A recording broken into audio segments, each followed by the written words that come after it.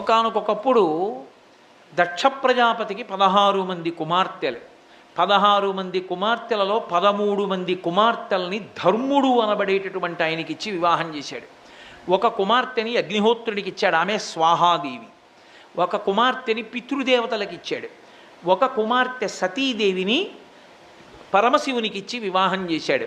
అయితే మీరు ఇక్కడ ఒక విషయాన్ని గమనించవలసి ఉంటుంది. పార్వతీదేవి యొక్క ప్రధాన స్వరూపము సతీదేవి కాదు.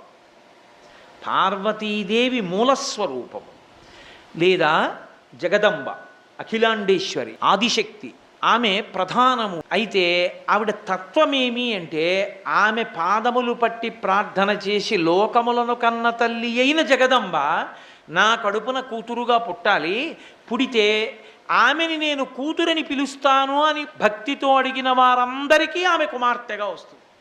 దక్ష ప్రజాపతి అడిగాడు, దాక్షాయణి అన్న పేరుతో వచ్చింది. ఆ తల్లి సతీదేవిగా పరమశివుని అనువర్తించి ఆయనకి ఇల్లాలిగా ఉంది ఆ అవతారంలో. అంటే ఆమెయే